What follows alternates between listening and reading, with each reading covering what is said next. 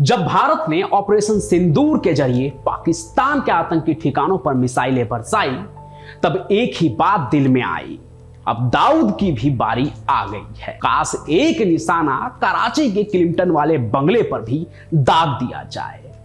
Clinton के block 4 वाले उस बंगले में जहां बिजनेसमैन की शक्ल में वो आदमी रहता है जिसने भारत को 93 जैसा जख्म दिया है। तो जैसे भारतीय सेना ने मौलाना मसूद अजहर के कुनबे को खत्म करके 25 साल का बदला ले लिया, काश वैसे ही दाऊद को भी नेस्तनाबूद कर दिया जाए और 32 साल पुराना हिसाब भी अब चुकता किया जाए। वो हिसाब जिसमें दाऊद ने 1 या 2 नहीं बल्कि 250 मासूम लोगों की जिंदगी ली, और ये दाऊद ने पाकिस्तान के जिहादी जर्नल के साथ मिलकर किया था। तो मुझे लगता है कि आज पूरा भारत भी यही चाहेगा कि मौका मिले ना तो भारतीय सेना दाऊद का भी हिसाब चुकता कर ही दे इस बार। और ऐसा नहीं है कि कभी कोशिश नहीं हुई, कई बार दाऊद को खत्म करने के लिए पाकिस्तान में घुस चुके हैं, पर दाऊद बच गया और लोग कहानी बनाने लगे कि भाई दाऊद को कोई छू भी नहीं सकता है। अब वो कोशिशें कौन सी थी जिसमें पाकिस्तान में घुसकर दाऊद को निशाना बनाया गया, वो भी आगे बताऊंगा। लेकिन इतना जान लीजिए कि दाऊद अब तक बचा रहा क्योंकि जो कोशिशें हुई ना वो बस उनके अंडरवर्ल्ड वाले दुश्मनों ने की थी। अगर भारतीय सेना ने निशाना बना लिया दाऊद को तो फिर उसके लिए तो कोई रोने वाला भी नहीं बचेगा। तो दाऊद की अभी क्या हालत है और उसके साथ क्या होगा ये तो तय होना अभी बाकी है, पर जल्द ही हिसाब चुकता होगा, ये याद रखिएगा। और वो कहानी भी मैं लेकर आऊंगा। लेकिन तब तक आप देखिए कहानी उन कोशिशों की जब भारत के गद्दार दाऊद को मारने के लिए भारतीय पाकिस्तान में घुसे थे।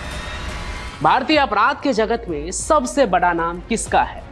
आज के सोशल मीडिया वाले जमाने में आप लॉरेंस बिश्नोई का नाम सोच रहे होंगे, लेकिन मेरे ख्याल से उसने कुछ अपराध किए हैं, धमकियां दी हैं और उसकी सजा वो काट रहा है।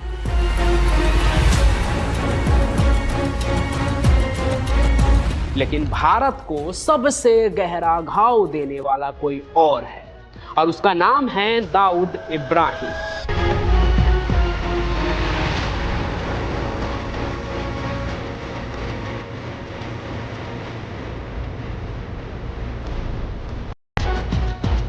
जो पैदा हुआ हिंदुस्तान में, खाया हिंदुस्तान में, लेकिन अपराध के दलदल में उतर भारत के दुश्मनों से हाथ मिला लिया और डॉन से अलग किसी आतंकी के तरह भारत को हमले से दहलाने से भी वो नहीं चूका। वो भी उस शहर को जिसे वो अपनी मासूका कहता था।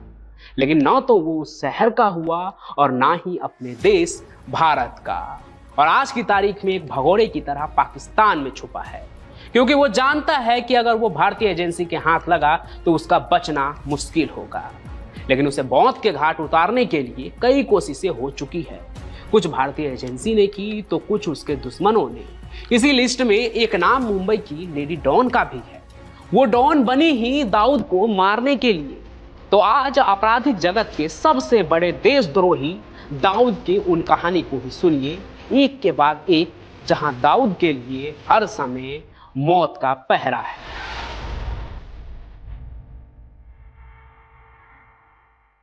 यह बात 90 की दशक की है।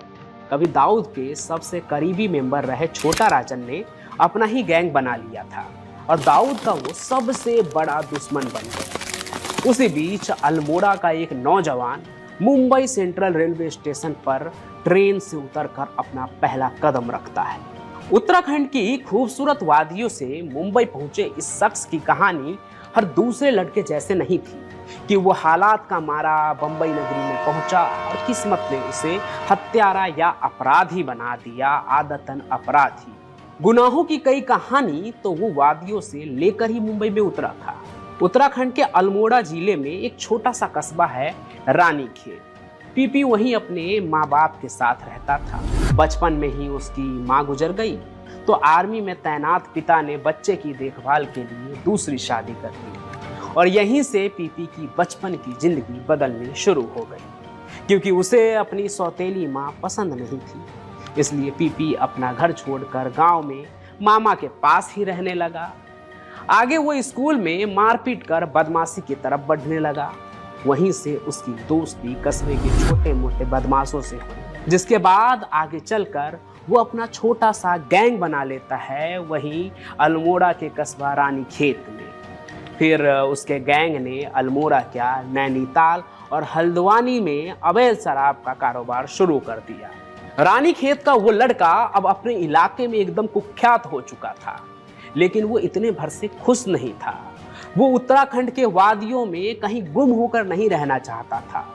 वो भी चाहता था कि अगर वो कोई कांड करे तो उसकी पब्लिसिटी भी उसी तरीके से हो जैसे मुंबई अंडरवर्ल्ड के डॉन्स की होती है। इसलिए वादियों से अपनी गुनाहों की गठरी बांध कर वो अंडरवर्ल्ड में घुसने की तमन्ना लेकर मुंबई पहुंच जाता है।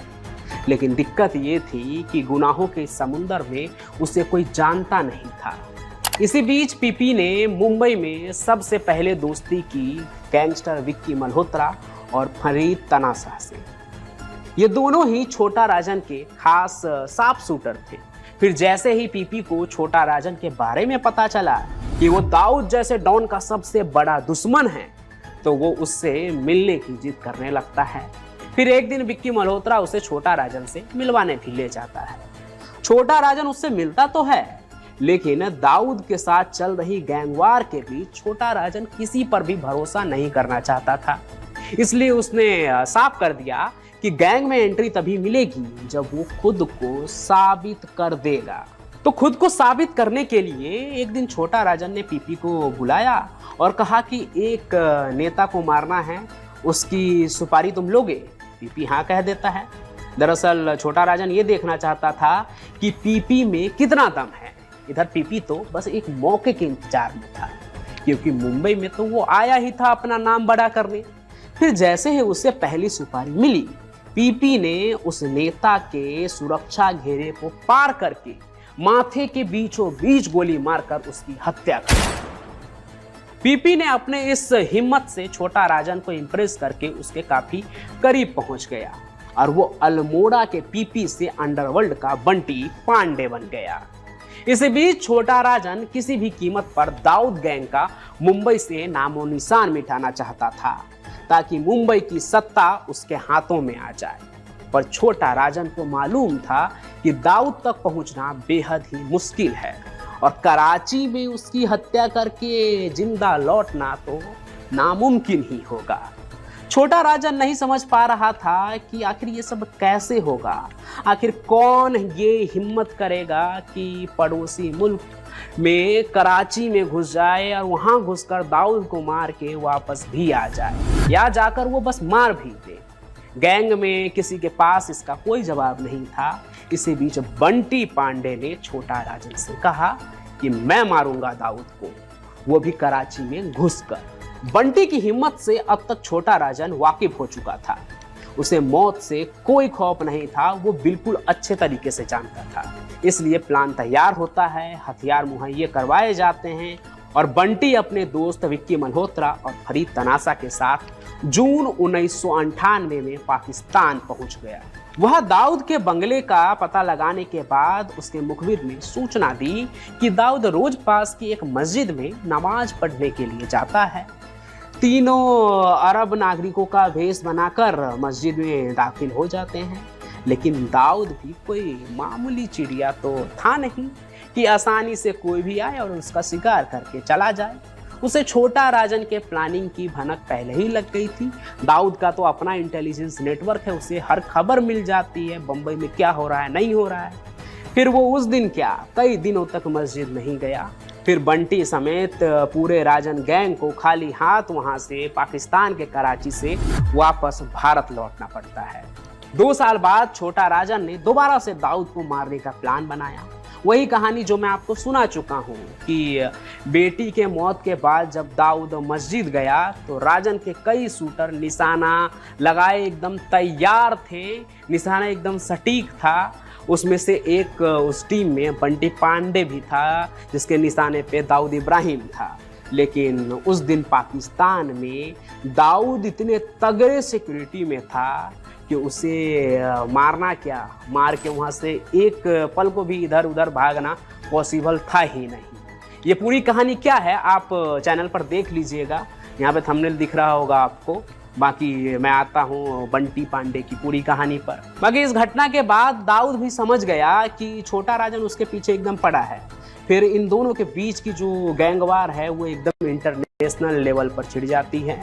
नेपाल से लेकर पाकिस्तान, कीनिया, मलेशिया और बैंकॉक तक में इनके बीच में गोलियां चली। लेकिन इतना कुछ हो जाने के बाद भी न छोटा राजन रुका और न ही बंटी पांडे। एक बार फिर से दाऊद पर हमले की साजिश रची जाने लगी। बंटी पांडे इस बार मौका चूकना नहीं चाहता था। उसे मौका मिला 23 जुलाई 2003 को, जब दाऊद की बेटी का निकाह पाकिस्तान के पूर्व क्रिकेटर जावेद मियांदाद के बेटे से होना तय हुआ था। शादी दुबई में होनी थी और वहां पहुंचना छोटा राजन के लिए कराची से ज्यादा आसान था। उसने हमले की पूरी प्लानिंग बना ली थी, जिसके तहत बंटी को पहले दिल्ली पहुंचना था, दिल्ली से फिर नेपाल होकर वो दुबई जाता। लेकिन इससे पहले कि वो नेपाल पहुंचता, दिल्ली में ही एक पुराने मामले में वो गिरफ्तार कर लिया गया और उसकी दाऊद को मारने की जो ये तीसरी प्लानिंग थी वो भी धरी की धरी रह गई। अब भले ही बंटी पांडे चूक गया, लेकिन छोटा राजन अभी भी दाऊद की मौत चाहता है। भारतीय एजेंसी भी यही चाहती थी, इसलिए दाऊद को खत्म करने के लिए उन्होंने छोटा राजन का इस्तेमाल किया। तो आज की जो ये कहानी है वो साल 2005 से पहले ही शुरू हो गया था, जब पाकिस्तानी क्रिकेटर जावेद मियांदाद का जो बेटा है जुनैद मियांदाद, वो दाऊद इब्राहिम की बेटी महरुख इब्राहिम से लंदन में पढ़ाई के दौरान मिला और उनकी जो ये मुलाकात थी वो इतनी खास हो गई कि बात निकाह तक पहुंच गई। और दाऊद इब्राहिम चाहता था कि उसकी बेटी का ये दिन बहुत ही खास हो, वो उसे बहुत ही अच्छे तरीके से सेलिब्रेट करे, इसलिए निकाह के अलावा वलीमा जो है वो दुबई के ग्रैंड हयात होटल में होना तय हुआ। वलीमा यानी कि रिसेप्शन। अब जैसा कि हम सभी जानते हैं कि पाकिस्तान ये कभी एक्सेप्ट नहीं करता है कि दाऊद पाकिस्तान में है, लेकिन उसे अपनी बेटी के निकाह और जो वलीमा था उसमें जाना था, इसलिए पाकिस्तान और आईएसआई के मदद से उसका फेक पासपोर्ट बनाया जाता है अली मियाँ के नाम से। इसी फेक पासपोर्ट के मदद से वो ट्रेवल करके सऊदी अरेबिया पहुंचता है। वहां से 9 जुलाई 2005 को वो मक्का में एक मस्जिद में अपनी बेटी के निकाह में शामिल होता है। उसके बाद उसे सऊदी अरेबिया से जाना था दुबई, जो वो बाय रोड उसी फेक पासपोर्ट के बदौलत पहुंचता है। वहां पे वो 20 जुलाई 2005 को ही पहुंच गया था और 23 जुलाई 2005 को उसके बेटी का वलीमा होना था। इसी बीच इस बात की जो खबर है वो भारत के इंटेलिजेंस को भी लग गया कि दाऊद जो है वो अपने बेटी के वलीमा में शामिल होने के लिए दुबई आ रहा है और यही वो सबसे अच्छा वक्त है जब उसे मारा जा सकता है, क्योंकि वहाँ वो एक डॉन की तरह हथियार के साथ नहीं आएगा, बल्कि अपनी बेटी के वलीमा में वो एक बाप के तरह आएगा। और ऐसे वक्त पे उस डॉन को मारा जा सकता है जो एक तरह से भारत में मुंबई में जो सीरियल ब्लास्ट हुआ था 93 में उसका सबसे बड़ा आरोपी था। और उसे मारने के लिए कहते हैं इंटेलिजेंस ब्यूरो ने छोटा राजन की मदद ली थी। अब छोटा राजन कौन था? छोटा राजन पहले दाऊद के साथ ही काम करता था, उसके लिए ही काम करता था, लेकिन जब 93 का सीरियल ब्लास्ट हुआ तो उन दोनों के बीच में डिफरेंसेज आ गए, क्योंकि जो ये छोटा राजन था वो 93 में जो ब्लास्ट हुआ था उसके पक्ष में नहीं था और उसके बाद वो एक तरह से हिंदू डॉन बनकर उभरा। वो खुद को हिंदू डॉन कहने लगा और दाऊद से उसकी दुश्मनी बढ़ने लगी और इसी बात का फ़ायदा आईबी ने उठाया। उस समय इंटेलिजेंस ब्यूरो के डायरेक्टर अजीत डोभाल थे। उन्होंने प्रोजेक्ट एक्स नाम से एक मिशन लॉन्च किया जिसके तहत दाऊद इब्राहिम को छोटा राजन के 2 शार्प शूटर के जरिए मारे जाना था। वो जो 2 शार्प शूटर थे उसमें से एक का नाम विक्की मल्होत्रा था और दूसरा का नाम फरीद तनासा। उन्हें प्रॉपर ट्रेनिंग दी जानी थी, उसके बाद उन्हें दुबई भेजा जाना था और दुबई में जो दोनों शार्प शूटर थे वो दाऊद की बेटी के वलीमा में उसकी बेटी के सामने ही दाऊद को ख़त्म कर देता। भारतीय एजेंसी ने दोनों शूटर्स को करीब 3 हफ्तों की ट्रेनिंग दी, उसे एयर टिकट्स दिए और उन्हें भेजा ही जाना था। और जो पूर्व गृह सचिव है RK सिंह, उनके दावों के मुताबिक खुद अजीत डोभाल उन्हें सभी टिप्स दे रहे थे, समझा रहे थे। वहाँ पर रॉ के और भी ऑफिसर मौजूद थे और वो दोनों शूटर दुबई के लिए जाते ही इससे पहले होटल के कमरे में मुंबई पुलिस एक तरह से धावा बोल देती है और फिर अरेस्ट वारंट दिखाते हुए दोनों शूटर्स को गिरफ्तार कर लेती है। अब आप सोच रहे होंगे कि भारत के टॉप एजेंसी के काम के बीच ये मुंबई पुलिस कैसे आ गई। तो यहाँ हुआ ये कि जब छोटा राजन के 2 साफ शूटर इंडोनेशिया से मुंबई लाए जा रहे थे और जब उनका इमिग्रेशन हुआ, तब कहते हैं कि वहाँ पर एक ऐसा ऑफिसर मौजूद था जो दाऊद के पेरोल पर काम करता था और वही जो एक तरह से फेक इनपुट दे देता है मुंबई पुलिस को, ये कि जो छोटा राजन का 2 साफ शूटर है वो किसी पॉलिटिकल किलिंग के लिए दिल्ली जा रहा है। और जैसे ही ये खबर मुंबई पुलिस को मिलती है और उसके बाद ये खबर जब वहाँ के DCP धनंजय कमलाकर तक पहुँचती है, तो उसके बाद उन दोनों शूटर पर नज़र रखे जाने लगता है। और उसके बाद 3 हफ्तों की ट्रेनिंग के बाद जब वो आखिरकार उनको सूडानी पासपोर्ट मिलता है, सूडानी नाम, और एयर इंडिया के फ़्लाइट में बैठकर वो दुबई जाते हैं। एयर इंडिया का फ़्लाइट जो उस टाइम में इंडियन एयरलाइंस के नाम से जाना जाता था। और इससे पहले कि वो दुबई जाते, जो मुंबई पुलिस है वो होटल के कमरे में धावा बोल देती है और अपने अरेस्ट वारंट को दिखाते हुए उन दोनों शूटर को गिरफ्तार कर लेती है। अब चूंकि उनके पास अरेस्ट वारंट था, तो ऐसे में रॉ और IB भी इस मामले में नहीं उलझना चाहती थी। लेकिन कहते हैं कि जो अजीत डोभाल थे वो काफ़ी गुस्सा हुए थे और वो मुंबई पुलिस को लगातार ये समझाते भी रहे कि इन सभी चीज़ों में तुम्हारा कोई काम नहीं है, ये दोनों जो साफ शूटर है ये किसी खास मिशन के लिए है। लेकिन मुंबई पुलिस मानती नहीं है और वो धनंजय कमलाकर का जो भेजा हुआ अरेस्ट वारंट होता है उसी पर अड़े रहते हैं और जो ये साफ शूटर होते हैं इनको दोनों को ले जाते हैं। अब इधर दोनों जो साफ शूटर होते हैं वो दुबई तो नहीं पहुंचते हैं, लेकिन जो ऑफिसर दाऊद के पेरोल पर काम कर रहा था उसके जरिए इन्फॉर्मेशन तो दाऊद तक पहुंच ही जाती है कि उसके खिलाफ साजिश रची जा रही है। ऊपर से विक्की मल्होत्रा और फरीद तनाशा की गिरफ्तारी की खबर कि छोटा राजन का साफ शूटर गिरफ्तार हो गया है, ये हर न्यूज़ चैनल पर भी चलने लगता है। इधर से भी दाऊद को इन्फॉर्मेशन मिलता है और दाऊद इन तमाम इन्फॉर्मेशन को पाने के बाद कोई भी रिस्क नहीं लेता है और 3 दिन बाद जो उसकी बेटी का वलीमा होने वाला था वो उसमें भी शामिल नहीं होता है और तुरंत ही दुबई में ही उसके लिए फ़्लाइट अरेंज किया जाता है। और ये जो फ़्लाइट था, एक ख़ास फ़्लाइट उसके लिए, वो पाकिस्तान और ISI ही अरेंज करता है, उसके ज़रिए वो वापस कराची में भाग जाता है। और कुछ इस तरह जो IB का प्लान था वो धरा का धरा ही रह जाता है और दाऊद जो दुबई में अपनी बेटी के वलीमा में ही मारा जाता, वो बचकर एक बार फिर से निकल जाता है। दाऊद यहां भी बच गया, लेकिन उसे मारने की कोशिश अब भी जारी है। दाऊद के मौत की प्लानिंग में कराची के एक सड़क में छिपे हैं 9 चेहरे। वो भारत के सुपर बॉयज हैं और दाऊद को मारने के लिए कराची में सेट है। जी हाँ, ये सुनकर आप चौंक गए होंगे, लेकिन भारत के 9 कमांडो को किल दाऊद मिशन पर भेजा गया था। कराची के एक सड़क पर एक दरगाह थी, उस दरगाह के आसपास छिपे हुए थे ये बिग बॉयज। उन्हें इंतजार था दिन के 2 बजने का, क्योंकि हर दिन दोपहर के 2 बजे उस दरगाह के सामने से कारों का एक काफिला गुजरता था और उस काफिले के बीचों बीच एक कार में दाऊद इब्राहिम होता है। एक दिन 2 बजे दूर से ही काफिला आता नजर आ गया। बिग बॉयज ने अपने हथियार चेक कर लिए, दाऊद निशाने पर था और आगे 3-4 मिनट के ऑपरेशन में उसका काम तमाम होने वाला है। आपको वो फिल्म तो याद ही होगा ना, D-Day। निखिल आडवाणी की फिल्म D-Day हिट हुई थी।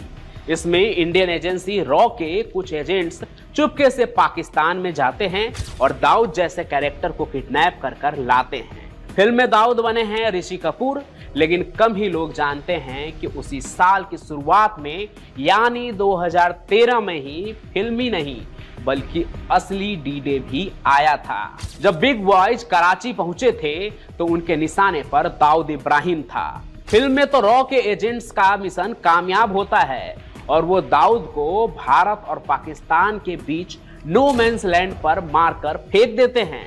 लेकिन असली D-Day का क्या हुआ?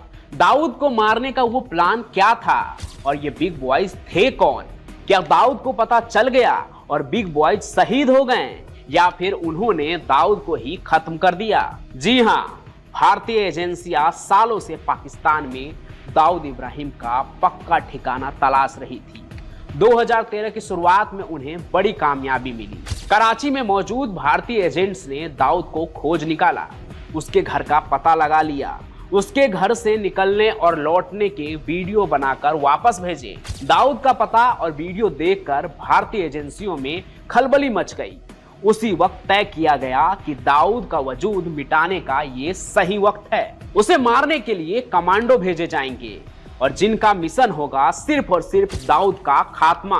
खबरों में दावा किया गया कि रिसर्च एनालिसिस विंग यानी रॉ ने दाऊद को मारने के लिए 1 या 2 नहीं, पूरे 9 चेहरे चुने और उन्हें नाम दिया बिग बॉयज।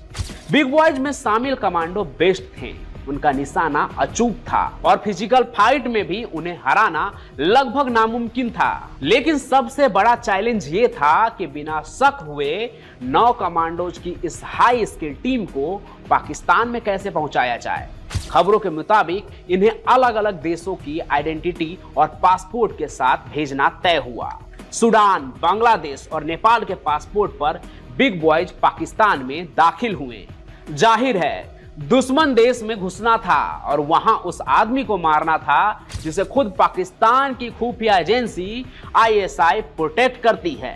सूत्रों के मुताबिक रॉ ने इसके लिए इजराइल की एजेंसी मोसाद से मदद ली।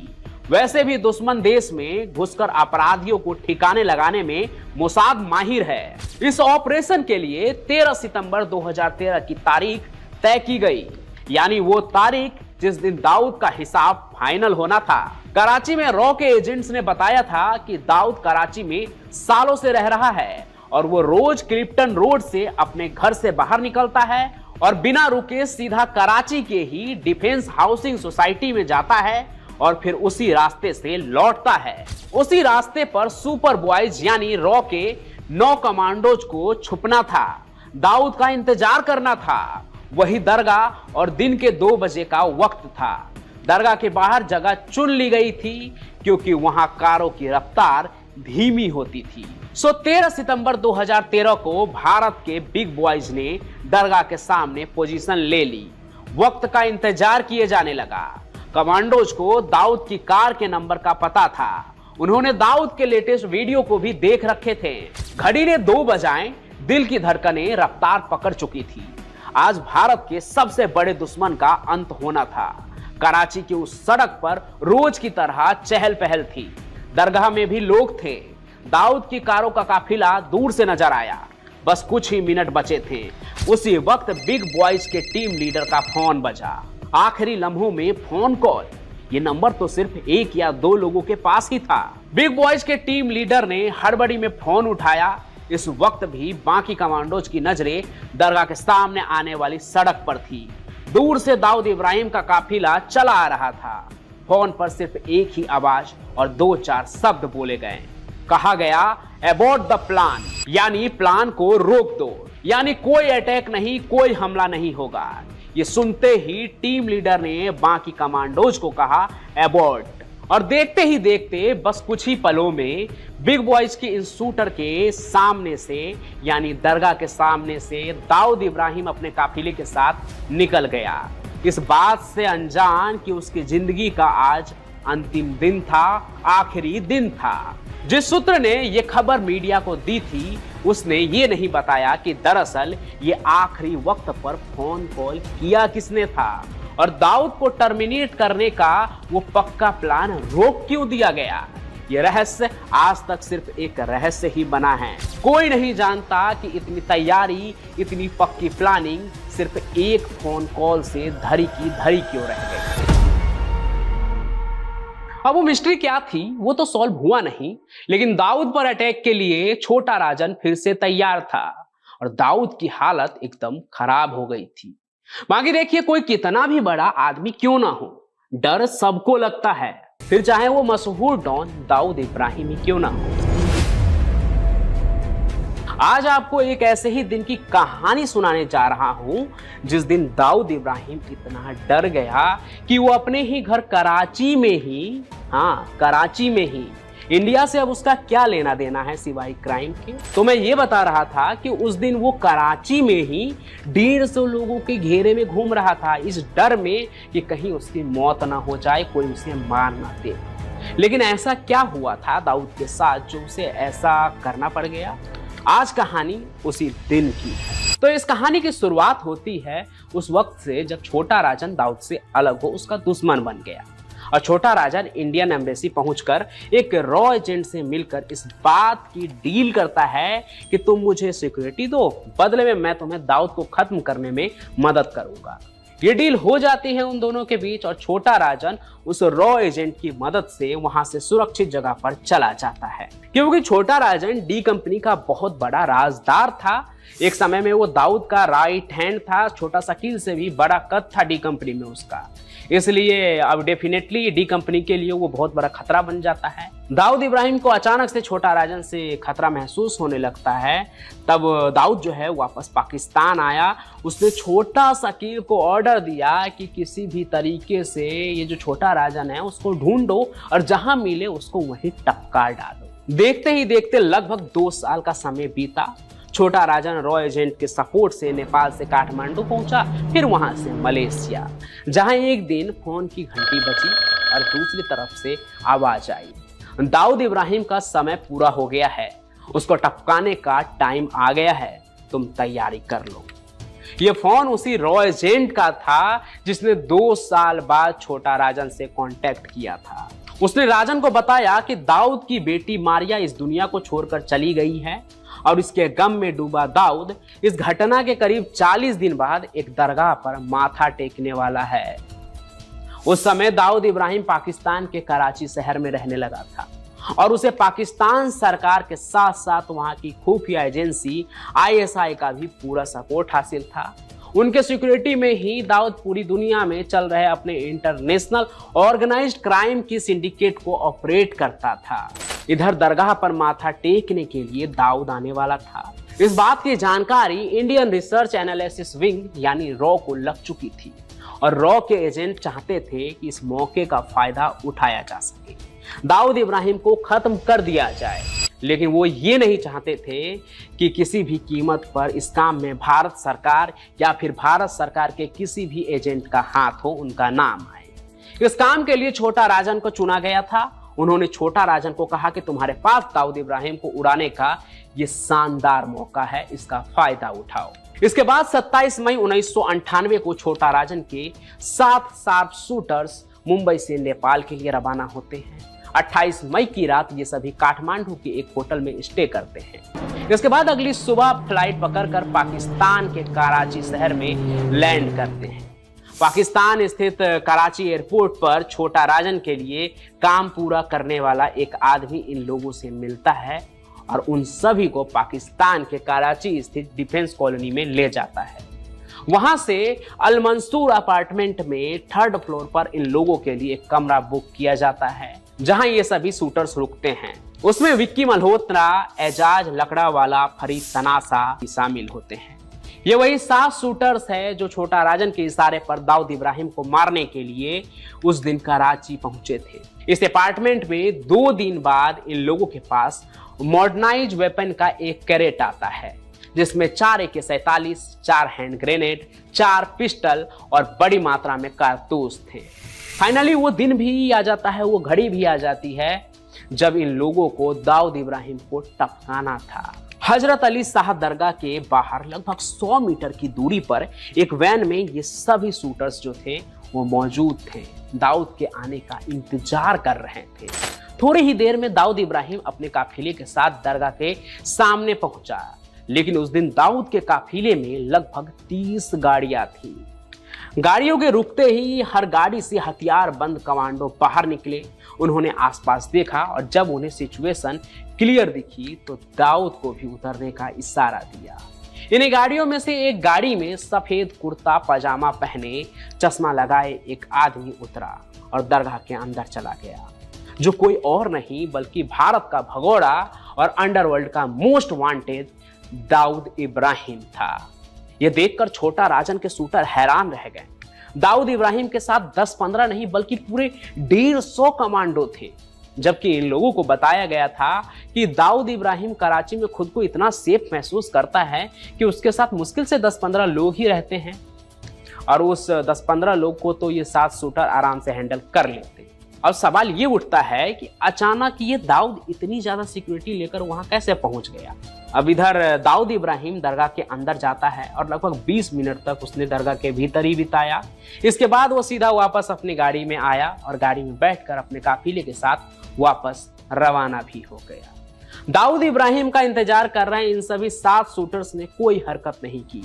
आखिर इनको भी तो अपनी जान का डर था, जान प्यारी थी इन्हें। ये 7 अकेले 150 लोगों से तो नहीं भिड़ सकते थे, लेकिन इतनी ज्यादा सिक्योरिटी देखकर वो ये समझ गए थे कि इन लोगों का प्लान जो है ये कहीं ना कहीं लीक तो जरूर हुआ है। ये लोग तुरंत ही अपनी गाड़ी से वापस मंसूर अपार्टमेंट के उसी फ्लैट में चले जाते हैं जिसे इन्होंने बुक किया था। जैसे ही ये फ्लैट में पहुंचते हैं कि इनके फोन की घंटी बजती है और दूसरी तरफ छोटा राजन की आवाज आती है, जल्दी वहां से निकलो, हमारा प्लान लीक हो गया है। बहुत जल्दी वहां दाऊद के लोग पहुंचने वाले होंगे। इस फोन कॉल को सुनने के बाद जिसको जैसे मौका मिला वो वहां से भाग गए, अलग अलग रवाना हो गए। कुछ ही देर में सारे शूटर्स कराची के डिफेंस कॉलोनी से बाहर निकल गए और किसी तरीके से सभी सुरक्षित रूप से वापस इंडिया भी आ गए। इन लोगों के वहां से निकलने के थोड़ी देर बाद ही कराची पुलिस की एक टीम भी उस अपार्टमेंट में पहुंची। वहां छानबीन करने लगी, लेकिन कोई भी शूटर्स उनके हाथ तो आया नहीं। बस उनके हथियारों को कराची पुलिस ने बरामद कर लिया। इन सब के बावजूद एक सवाल था जो छोटा राजन को परेशान कर रहा था कि आखिर उसका ये प्लान लीक कैसे हुआ। इस घटना के 2 साल बाद छोटा राजन को ये खबर मिली कि जो प्लान है ये मिर्जा दिलशाद बेग ने इधर उधर किया था। वैसे तो ये मिर्जा दिलशाद बेग जो है वो नेपाल पार्लियामेंट में कभी कैबिनेट मिनिस्टर हुआ करता था, लेकिन ये बेसिकली पाकिस्तान और ISI के लिए काम करता था। काम तो कहते हैं कि ये दाऊद के लिए भी करता था, जिसे आगे चलकर छोटा राजन मरवा देता है। लेकिन छोटा राजन ने दुश्मनी में कैसे भारत के इस गद्दार को मौत के घाट उतार दिया, वो कहानी भी सुनिए। उत्तर प्रदेश का देवरिया जिला जो है वो गोरखपुर के नजदीक है और ये शहर जो है गोरखपुर ये बॉर्डर से काफी सटा हुआ है, नेपाल बॉर्डर से। मिर्जा दिलशाद जो है रोजगार के खोज में 80 के दशक में अपने शहर देवरिया से मुंबई चला गया, जहां उसे सबसे आसान काम लगा अंडरवर्ल्ड में शामिल हो जाना। इसलिए वो वहीं डी कंपनी के साथ जुड़ गया और अपराध के रास्ते पर निकल पड़ा। लेकिन मुंबई जाने से पहले उत्तर प्रदेश में उसका फेवरेट काम था गाड़ियों को चोरी करना। तो अंडरवर्ल्ड में आने के बाद भी वो कार चोरी का जो धंधा था वो लगातार करता ही रहा। फर्क इसमें बस इतना हो गया कि जहां यूपी में वो छोटे मोटे और सस्ती कारों को चुराता था, वहीं अंडरवर्ल्ड यानी मुंबई में आने के बाद वो महंगी कार चुराने लगा था। ऐसा भी नहीं था कि वो सिर्फ डी गैंग के साथ ही था या सिर्फ उसकी जो वफादारी थी वो दाऊद के लिए थी। असलियत तो ये थी कि शुरुआत में जब वो अंडरवर्ल्ड में शामिल होने के लिए आया तो उसके ताल्लुक जो है अमर नायक गैंग, पठान गैंग और गबली गैंग के साथ ही था। लेकिन जब समय के साथ मिर्जा ने ये देख लिया कि दाऊद इस लाइन में सबसे तेजी से आगे आ रहा है, तो फिर वो उसके साथ ही हो लिया। आगे चलकर मिर्जा और दाऊद का कनेक्शन जो है वो पाकिस्तान से हो गया। दाऊद खुद तो पाकिस्तान के ISI के साथ काम कर ही रहा था, लेकिन ये जो मिर्जा है वो एक कदम और आगे बढ़कर ISI का एजेंट ही बन गया। इधर यूपी और मुंबई पुलिस दोनों ही मिर्जा को तलाश रही थी। यूपी पुलिस ने उसकी गिरफ्तारी पर इनाम भी घोषित किया हुआ था।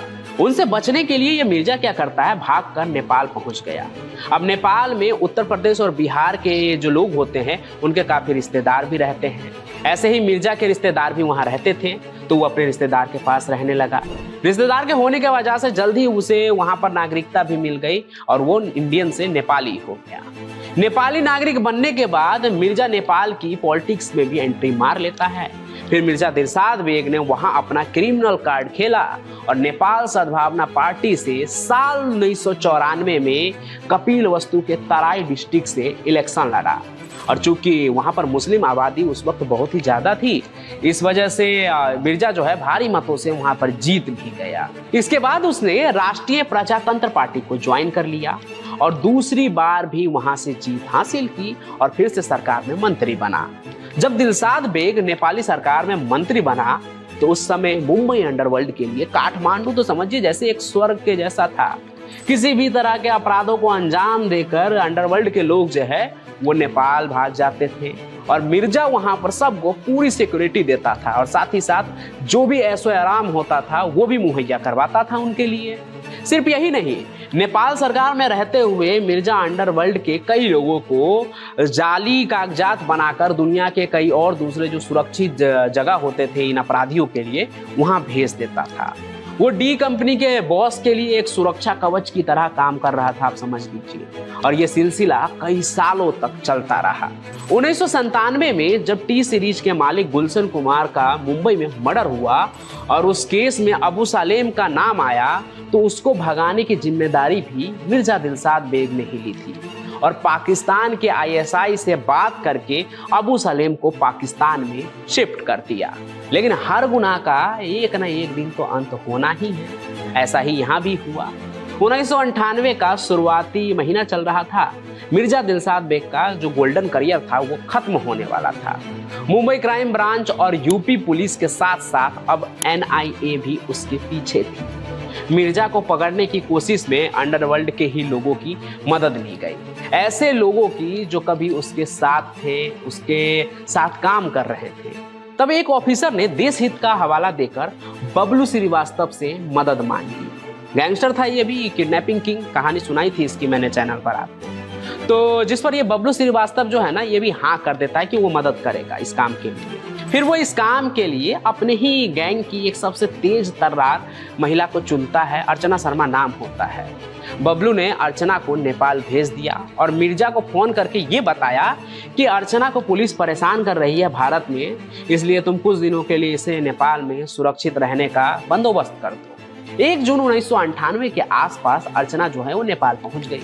मिर्जा दिलशाद बेग ने अर्चना के लिए एक फ्लैट का इंतजाम किया और अर्चना वहीं पर रहने लगी। इसके बाद बबलू ने उससे कहा कि वो किसी भी तरह मिर्जा को ऐसी जगह पर ले जाए जहां पर उसका काम तमाम किया जा सके। इसके बाद बबलू ने मिर्जा को फोन किया और बोला कि अर्चना बेहद परेशान है और उसे इस वक्त सहारे की जरूरत है। इसके बाद अर्चना ने मिर्जा को अपने घर पर खाने के लिए बुलाया। जब मिर्जा के आने की बात जो है वो तय हो गई अर्चना के घर पर, तो उसने ये बात उसकी ताक में जो लोग बैठे थे उस तक भी पहुंचा दी। तारीख थी 29 जून 1998। ये जो मिर्जा दिलशाद बेग है वो अर्चना शर्मा के घर पर पहुंच गया। इस वक्त तक उसको मारने के लिए शूटर्स वहां आ चुके थे। इसके बाद अर्चना क्या करती है कि वो किचन की तरफ जाने लगती है खाना लाने का बहाना करके। किचन का जो एक दरवाजा है वो बालकनी की तरफ खुलता था। मिर्जा को ना जाने क्यों उस पर शक हुआ। उसने देखा कि अर्चना किचन की बजाय बालकनी वाले दरवाजे में चली गई, तो उसको मामला यहाँ पर कुछ गड़बड़ लगा। वो भी खेला हुआ खिलाड़ी था, तो वो नीचे उतर गया। लेकिन इस बार वो घर से बाहर उस रास्ते से नहीं गया जिधर से वो आया था, बल्कि पीछे का रास्ता लेता है। मिर्जा के जाते ही अर्चना आगे वाले गेट की ओर भागी जहां शूटर्स मिर्जा का इंतजार कर रहे थे। अर्चना ने उन्हें बताया कि मिर्जा पिछले रास्ते से निकल चुका है और वो ज्यादा दूर तक नहीं पहुंचा होगा। इसके बाद 2 बाइक पर 4 शूटर सवार होकर मिर्जा के घर के पास पहुंचे तो देखा कि मिर्जा अपने घर के दरवाजे पर ही है। वहीं पर मौजूद शूटर फरीद तनासा ने ताबड़तोड़ फायरिंग शुरू कर दी और करीब 7-8 गोलियां मिर्जा के जिस्म में उतार डाली। इस ऑपरेशन के बाद से ही वारदात की जो सबसे अहम कड़ी थी अर्चना शर्मा वो गायब है, जिसका आज तक कुछ भी पता नहीं चला कि वो कहाँ है, कहाँ चली गई, क्या हुआ उसके साथ। हालांकि इसके पीछे 2 और कहानी बताई जाती है। पहला ये कि ये बबलू श्रीवास्तव की जो है वो दिलशाद बेग जो है उससे कुछ पुरानी दुश्मनी थी। किसी मामले में बबलू फंस गया था और इसने उसे बचाया नहीं था, इस चक्कर में उसने ये काम करवाया। दूसरी कहानी ये है कि ये जो छोटा राजन है जिसकी बाद में अंडरवर्ल्ड किंग दाऊद इब्राहिम से दुश्मनी ठन गई थी, इस वजह से ही छोटा राजन देश हित में ये काम करवाता है और दिलशाद बेग को मरवा देता है, क्योंकि वो भारत विरोधी था और दाऊद के साथ मिला था। और जिस शूटर ने उसको मारा फरीद तनासा, वो भी छोटा राजन का ही शूटर माना जाता है। कई कहानी में आपने इसका नाम सुना होगा, प्रोजेक्ट एक्स की कहानी मैंने सुनाई थी आपको। बाकी अब अंत में वो कहानी भी सुनिए कि कैसे मुंबई में रहने वाली एक साधारण लड़की ने अपने प्यार के मौत का बदला लेने के लिए क्राइम की दुनिया में उतर गई और फिर मुंबई की लेडी डॉन बनकर दाऊद के जान की दुश्मन बन गई। उसके ऊपर तो पूरी वेब सीरीज भी बन गई है। लेकिन अभी सुनिए क्या है उसकी असली कहानी, कि कैसे उसने दशकों पुराने अंडरवर्ल्ड का इतिहास बदल दिया। तो देखिए, जिस दाऊद से पूरी बंबई डरती थी, वो एक औरत से डर गया, और ऐसे डरा कि अंडरवर्ल्ड के वर्षों पुराने नियम को तोड़ के रख दिया। और फिर अंडरवर्ल्ड में पहली बार किसी औरत को सीधे तौर पर मार दिया गया था, क्योंकि उसने दाऊद को जड़ से मिटा देने की कसम खाई थी। लेकिन मैं आपको बता दूं, वो कोई साधारण औरत नहीं थी, वो थी अंडरवर्ल्ड की लेडी डॉन सपना दीदी।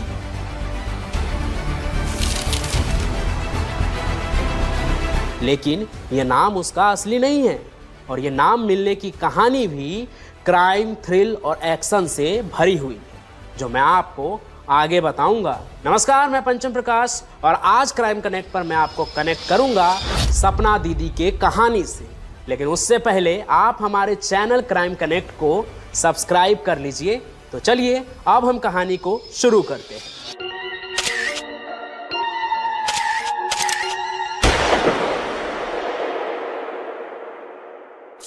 अंडरवर्ल्ड के अंदर सभी सपना दीदी को दाऊद के सबसे बड़े दुश्मन के नाम से जानते हैं, क्योंकि उसने अंडरवर्ल्ड में कदम ही रखा था दाऊद को खत्म कर देने के लिए। और जैसा कि मैंने पहले भी बताया कि सपना उसका असली नाम था नहीं, वो तो बस एक मामूली सी अशरफ थी, जो महमूद के प्यार में पड़कर दाऊद की जानी दुश्मन बन गई। लेकिन अशरफ एक मामूली औरत से अंडरवर्ल्ड की लेडी डॉन सपना दीदी कैसे बनी, इसे जानने के लिए हमें आज से 30 साल पहले उस वक्त में जाना पड़ेगा जब मुंबई बंबई के नाम से जाना जाता था, और दाऊद और दुबई रोज अखबार के सुर्खियों में शुमार होता था। तो आइए अब उस कहानी पर आते हैं जिसने अशरफ की जिंदगी बदल के रख दी। तो कहानी कुछ ऐसी है कि अशरफ एक नॉर्मल सी जिंदगी जी रही थी, अपने पति महमूद के साथ एक प्यार भरी जिंदगी। महमूद भी उससे खूब प्यार करता था, और इस प्यार में कोई कसर नहीं छोड़ता है। वो अशरफ को एक तरह से रानी बना के रखता है, उसे किसी भी चीज़ की कमी नहीं महसूस होने देता है, उस पर खूब पैसा लुटाता है। अशरफ भी उसके साथ बहुत खुश थी, लेकिन उसे ये पता नहीं था कि उसका पति आखिर करता क्या है जो उसके पास इतने सारे पैसे हैं। लेकिन जब बाद में उसका पति दुबई चला जाता है, तो उसे ऐसा लगता है कि उसका पति वहाँ पे कोई बिजनेस करता है। लेकिन महमूद वहाँ कोई बिजनेस नहीं करता था, बल्कि दुबई में बैठकर भारत में मौत का बिजनेस करता था, वो भी दाऊद के पनाह में। खैर, जो भी हो, अशरफ को इन सभी चीज़ों का कुछ पता नहीं होता है। वो बस महमूद से प्यार करती है, और एक शाम उसे कोई कहता है कि टेलीफोन पे दुबई से कॉल आया है। उसके बाद वो भागी भागी टेलीफोन के पास जाती है, वहाँ बात करती है और बहुत खुश हो जाती है। जिसके बाद तैयार होती है और टैक्सी लेकर सीधे सांता क्रूज एयरपोर्ट पर पहुँच जाती है। वहाँ इंतज़ार करने लगती है अपने पति महमूद का, क्योंकि वो दुबई से लौटने वाला था। उसे महमूद बाहर आता हुआ दिखता है, लेकिन तभी अचानक से वहाँ पे एक गोली की आवाज़ होती है और अफरा तफरी मच जाती है, और भीड़ में महमूद कहाँ गायब हो जाता है उसे कुछ पता ही नहीं चलता है। फिर बाद में अशरफ के पास से एक एम्बुलेंस गुजरता है, और फिर वो एम्बुलेंस भी आगे जाकर पुलिस की गाड़ियों के साथ भीड़ में कहीं गायब हो जाता है। उसके बाद वहाँ पर उस भगदड़ में लोगों के बीच फुसफुसाहट होने लगती है कि दुबई का से कोई आदमी आया था, उसका इनकाउंटर हो गया, दाऊद का गुर्गा था, ऐसी बातें बनने लगती है। अब यहाँ पे अशरफ को कुछ पता नहीं होता है, लेकिन उसके मन में अजीब सी बेचैनी होने लगती है कि कहीं महमूद तो वो नहीं है। वो उस एम्बुलेंस के पीछे भागती है और ऊपर अस्पताल पहुँचती है, लेकिन वहाँ पे महमूद का कोई पता नहीं होता है। फिर वहाँ से वो थाने जाती है। थाने में जाने के बाद वो कई थानों के चक्कर लगाती है और अंत में पहुँचती है जे हॉस्पिटल। वहाँ पर एक कोने में एक बेड पर महमूद की लाश पड़ी होती है, जिसे देखकर अशरफ टूट जाती है। अगले सुबह जब पुलिस से प्रेस कॉन्फ्रेंस करती है तो उसमें उसे पता चलता है कि महमूद का पूरा नाम महमूद खान था और जो अंडरवर्ल्ड का बिजनेस था उसमें उसे महमूद कालिया के नाम से जानते हैं। अशरफ को महमूद का एक करीबी दोस्त ये भी बताता है कि वो दुबई में गया था दाऊद के पास, वहाँ उसे एक काम सौंपा जाता है जिसे करने से वो इनकार कर देता है और फिर भारत में आकर उसे डॉन को ना कहने की सज़ा मिलती है। और जैसे ही उसे इन सभी चीज़ों का पता चलता है, साथ में ये भी कि उसके पति उसके प्यार महमूद के मौत के पीछे दाऊद का हाथ है, तो वहीं पे जो अशरफ होती है वो ये कसम खा लेती है कि वो दाऊद को ख़त्म कर देगी। और दाऊद कोई चोर उचक्का तो था नहीं कि कोई भी मुंह उठाकर उससे बदला ले ले। उसे मारने के लिए मजबूत होना ज़रूरी था। इसलिए जो अशरफ होती है वो अंडरवर्ल्ड के उन लोगों से जान पहचान बढ़ाने लगती है जो दाऊद का दुश्मन हो। और इसी कड़ी में सबसे पहले अंडरवर्ल्ड में वो मिलती है हुसैन उस्तरा से। कहते हैं कि वो उस तरह से लोगों को मारने में माहिर था और अंडरवर्ल्ड के काफ़ी बड़े बड़े नाम के साथ उसका उठना बैठना था और दाऊद से उसकी बिल्कुल भी नहीं बनती थी। यही बात अशरफ को पता चलती है और वो उससे मिलती है और बताती है कि उसे दाऊद से बदला लेना है, उसे ख़त्म करना है। इस बात पे जो हुसैन उस्तरा होता है वो हंसने लगता है, लेकिन जब उसे दिखता है कि जो अशरफ है उसका इरादा एकदम पक्का है दाऊद को मारने का, उसके बाद हुसैन उस्तरा ही उसका गुरु बनता है एक तरह से अंडरवर्ल्ड की दुनिया में और उसे मार्शल आर्ट की ट्रेनिंग देता है, सेल्फ डिफेंस सिखाता है, साथ ही साथ हथियार चलाना भी सिखाता है। इसके बाद वो दोनों पक्के दोस्त बन जाते हैं और मिलकर दाऊद को ख़त्म करने की मुहिम शुरू कर देते हैं। हुसैन के मदद से अशरफ दाऊद के ठिकानों का जासूसी करने लगती है और पुलिस को उसकी खबर दे देती है। एक तरह से वो धीरे धीरे देखते ही देखते पुलिस की एक पक्की जो एक मुखबिर होती है वो बन जाती है और धीरे धीरे वो दाऊद के कई ऐसे ठिकानों को बंद करवा देती है, उस पर ताले लगवा देती है जहाँ पर उसका नेटवर्क चल रहा था, जहाँ पर उसका सट्टेबाजी चल रहा था, जहाँ पे वो अपने क्राइम का धंधा फैलाता था। लेकिन दाऊद इतना बड़ा था कि उसके 2-4 अड्डे अगर बंद हो जाएं तो उससे उसे कोई फर्क पड़ने वाला नहीं था। अशरफ समझ जाती है कि दाऊद के छोटे मोटे अड्डे को बंद करवा के उसे कुछ हासिल होने नहीं वाला है और यहीं से वो ऐसा चाल चलती है जिससे वो अशरफ से सपना बनने वाली थी। होता ये है कि जो ये अशरफ होती है उसको पता चलता है कि अरुण गवली नाम का एक आदमी है जो दाऊद का सबसे बड़ा दुश्मन है और वो राजनीति में भी काफ़ी सक्रिय है और बहुत बड़ी पहुंच रखता है। इसलिए अशरफ अरुण गवली के पास पहुंचती है और उसे बताती है कि उसे दाऊद को मारना है और इसके लिए वो उसकी मदद चाहती है। लेकिन अरुण गवली उससे मदद करने के लिए साफ इनकार कर देता है, वो भी ये कहकर कि वो उस जैसों पे भरोसा नहीं कर सकता है। अशरफ समझ जाती है कि अब उसे एक नई पहचान की ज़रूरत है। वो बुर्का हटाती है और जींस टॉप पहनने लगती है और अपना नाम रख लेती है सपना।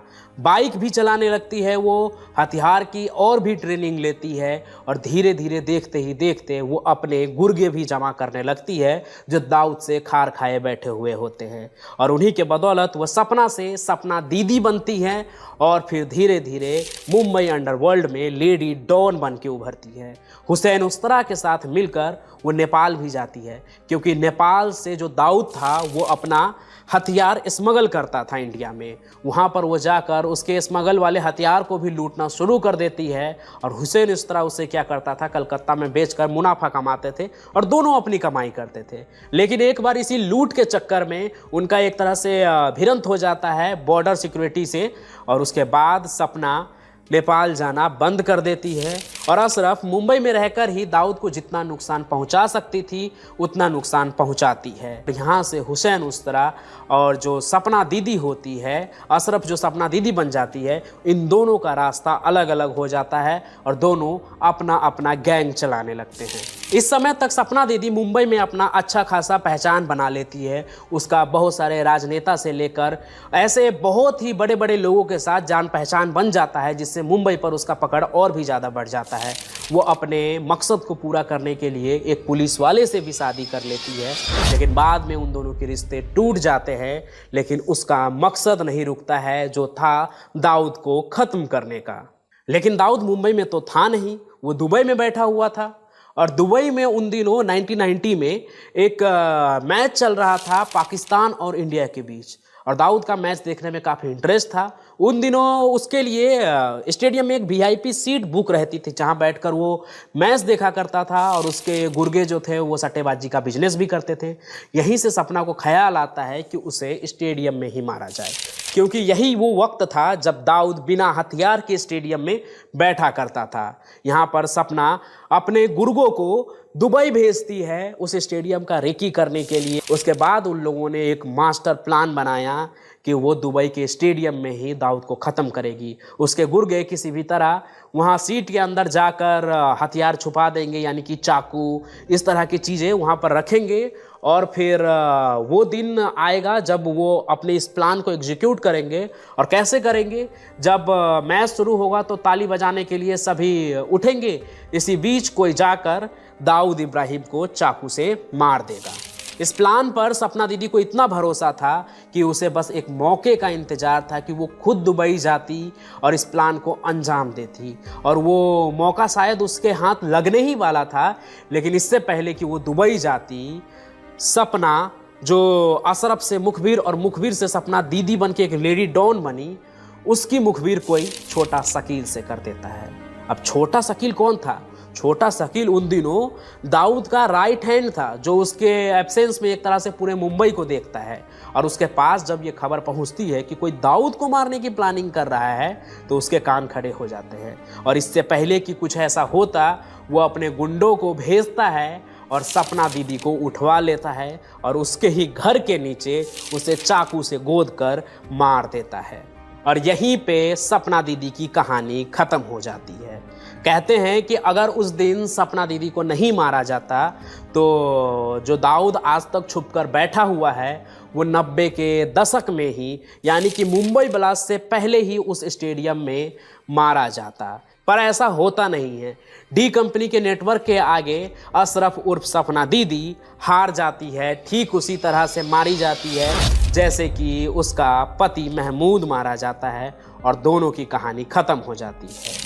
माफिया ऑफ क्वींस नाम के एक किताब के ऑथर बताते हैं अपने किताब में कि ये इस तरह से अंडरवर्ल्ड में पहला मर्डर था जब किसी औरत को सीधे तौर पर मारा गया था, क्योंकि इससे पहले तक अंडरवर्ल्ड में किसी भी औरत को नहीं मारा जाता था। अब आप यहाँ सोच रहे होंगे कि सपना के साथ हुसैन उस तरह भी था जो दाऊद को मारना चाहता था, उसका क्या हुआ? तो मैं आपको बता दूं कि भले ही सपना से उसके रास्ते अलग हो गए थे, लेकिन आगे के साल में जो छोटा शकील होता है वो हुसैन उस तरह को भी मरवा देता है।